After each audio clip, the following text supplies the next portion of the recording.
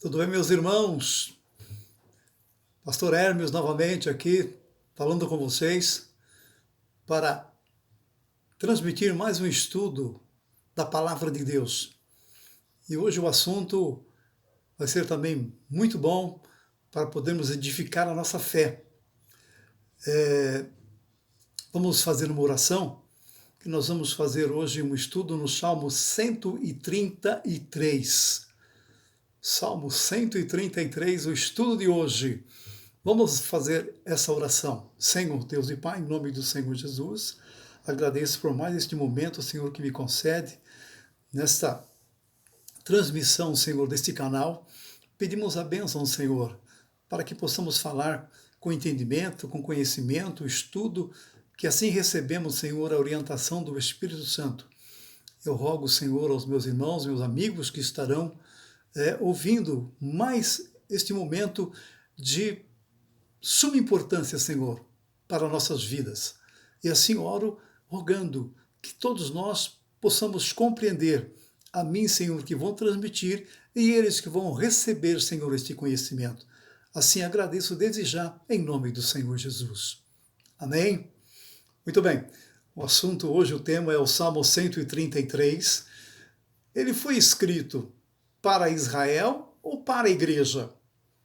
Qual o significado do Salmo 133? Apesar que está no Velho Testamento, naturalmente, esse salmo tem aí a direção de Davi ao cantar ele. E todos os salmos são cantados, né, irmãos? Não são salmos, o meu amigo ouvinte que está aí, você de qualquer denominação, qualquer movimento religioso, que esta palavra possa alcançar você e também a sua compreensão. Então, o Salmo 133, ele é um salmo cantado, todos eles, né?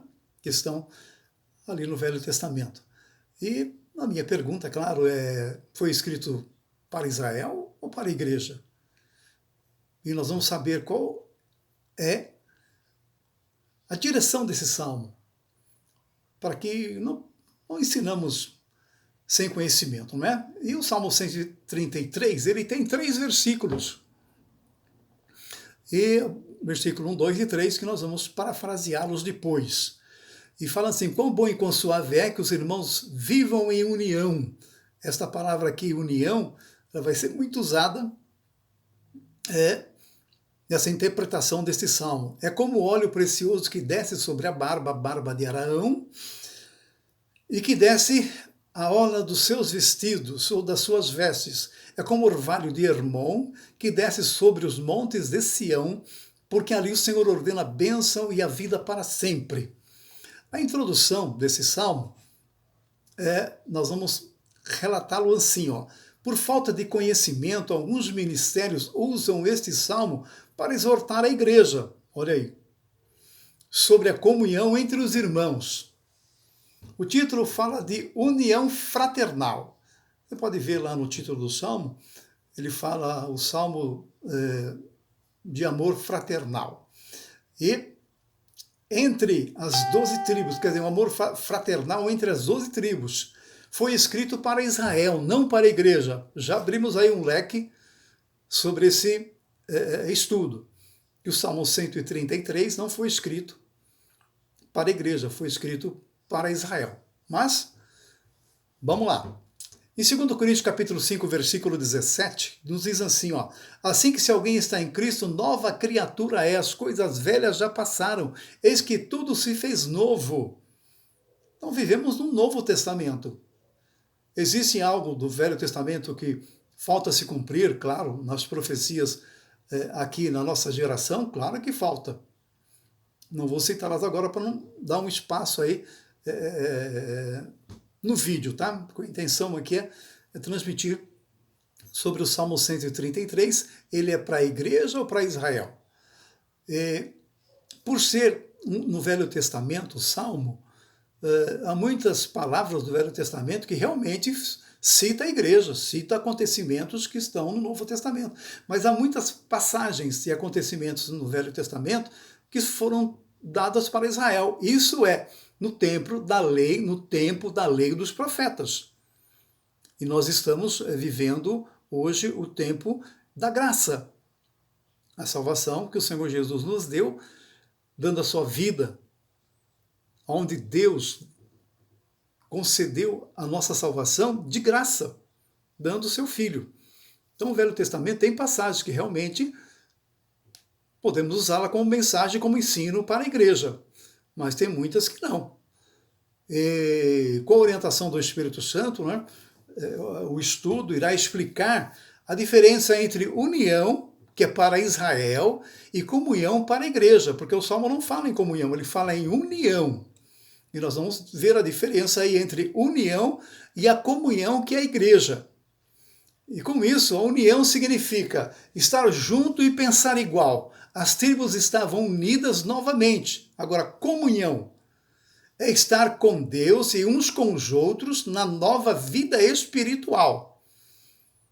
O Velho Testamento foi sombra futura para o Novo Testamento. O que estava como eu já disse para vocês no começo, o que estava no Velho Testamento se cumpriu no Novo Testamento. É uma sombra, né? E se cumpriu agora na realidade. Era uma sombra e havia realmente o acontecimento literal que ocorreu no Novo Testamento. Ou seja, para cumprir o plano de Deus em Jesus, em Cristo, no Senhor Jesus. E ainda em Hebreus capítulo 10, versículo 1, fala assim, ó, porque tendo a lei a sombra dos bens futuros e não a imagem das coisas exatas, ou das exatas coisas. Então perceba-se que o Velho Testamento, a lei era sombra para realizar literalmente no Novo Testamento a literalidade do acontecimento. Tá, Paulo ainda fala em Atos capítulo 13, versículo 46, mas Paulo e Barnabé, usando de ousadia, disseram, era mistério que a vós vos pregasse primeiro a palavra para os judeus, a palavra de Deus. Mas visto que a rejeitais e não vos julgais dignos da vida eterna, eis que nós voltamos para os gentios. Então perceba-se aí que os judeus rejeitaram, como vocês sabem, a salvação passou para nós, gentios. Se não é judeu, se não nasceu na linhagem de Israel, se torna um gentio. Tá? É exemplo de um amor fraternal, ó, de união fraternal. Vou contar aqui um relato para vocês de uma união, o que significa para compreender melhor o que é uma união fraternal.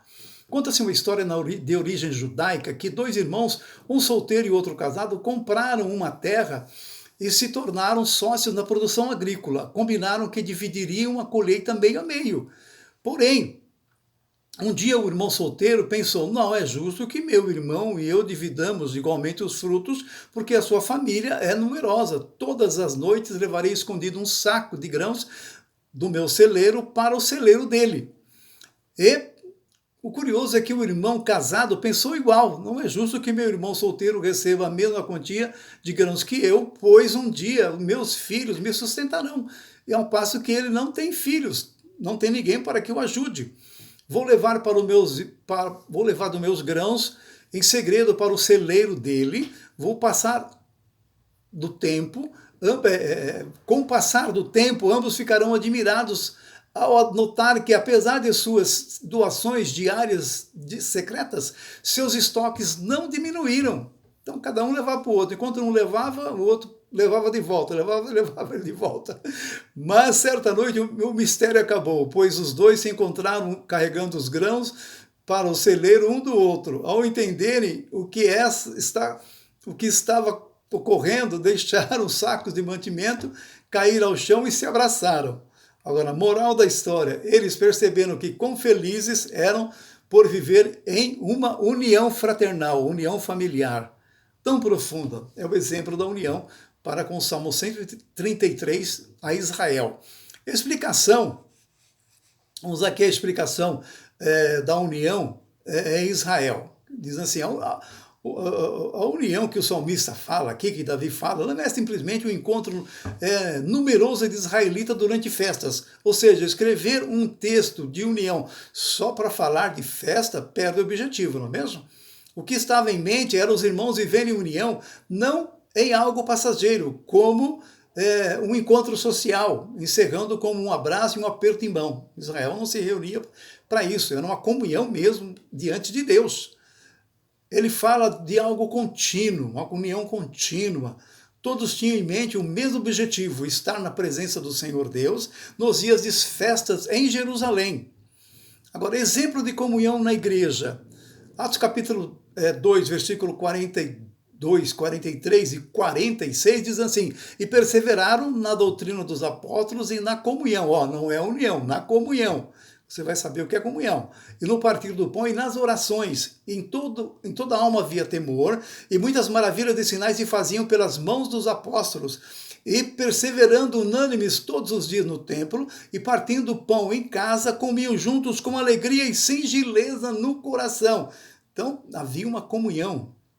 Ali já o Espírito Santo atuava na vida diretamente, no princípio da igreja, ali em Atos, né? Que atua para o Espírito Santo, atua até hoje. Mas no Velho Testamento, a atuação do Espírito Santo era totalmente diferente. Atuava em pessoas que tinham a unção, como um profeta, como um sacerdote, como um rei, e o povo recebia deles. Agora, uma explicação de comunhão na igreja. Havia reverência nas reuniões, todos tinham o mesmo desejo quando estavam juntos, glorificavam o Senhor e sentiam a presença do Espírito Santo. Isso no princípio da igreja, como hoje também isso acontece, né? Tem que ter reverência nas reuniões. Há muitas reuniões nas igrejas hoje que não tem uma reverência. É um tal de levanta, levanta, celular toca dentro da igreja, na hora de oração um vai para cá, há uma andação dentro da igreja. Reverência. E, nesse caso aqui, vamos aqui à interpretação dos versículos que eu acabei de ler para vocês, que serão em 3 tópicos. Os 3 versículos do Salmo 133, nós vamos realizá-los em 3 tópicos, ou seja, 3 partes, né? E o primeiro versículo é o que diz assim: ó quão bom e quão suave é que os irmãos vivam em união. Agora, o que o Salmo diz aqui é um título de excelência de amor fraternal. Davi falava da união entre os irmãos, das tribos e não da igreja.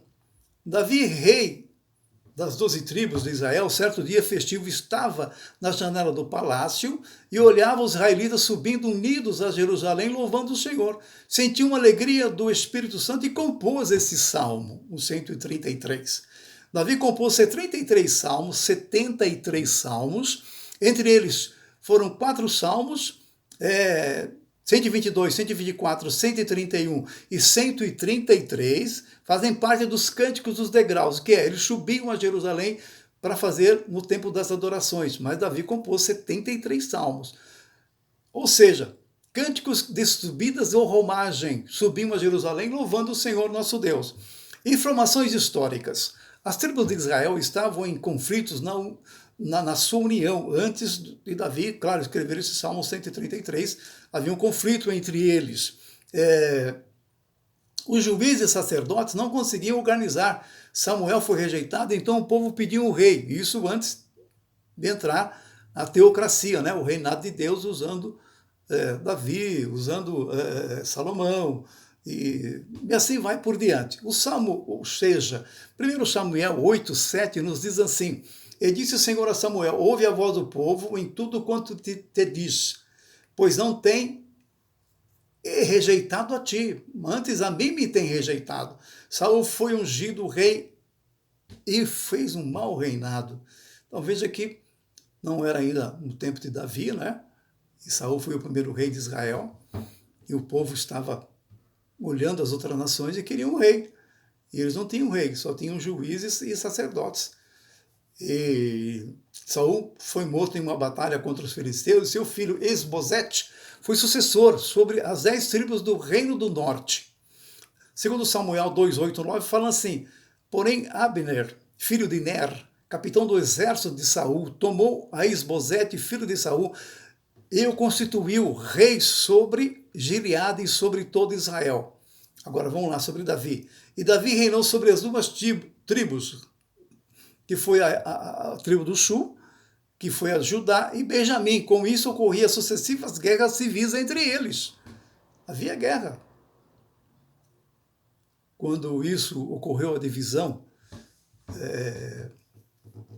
das tribos, Saul ficou com 10 e Davi ficou com 2 tribos, que era Judá e Benjamim. E segundo Samuel 2,4 fala assim, ó, então vieram os homens de Judá e ungiram ali a Davi, rei sobre a casa de Judá. Segundo Samuel 5:1 e 5 nos fala também assim, ó, então todas as tribos de Israel vieram a Davi em Hebrom e falaram dizendo, eis aqui somos teus ossos, tua carne. E em Hebrom reinou 7 anos e 6 meses sobre Judá e Benjamim, sobre as 2 tribos. E em Jerusalém reinou 33 anos sobre todas as tribos de Israel, sobre as 12 tribos de Israel. O Senhor Deus confirmava o reinado de Davi, os israelitas sentiram a bênção do amor fraternal. Houve uma harmonia entre eles, esforços de pensamentos eram para um bem comum. Então veja aí, essa primeira parte desse estudo, vou parar para fazer a segunda parte, a segunda gravação, para que não fique tão extenso para vocês. Daqui a pouco nós estamos aí lançando para você continuar ouvindo esse estudo, ok?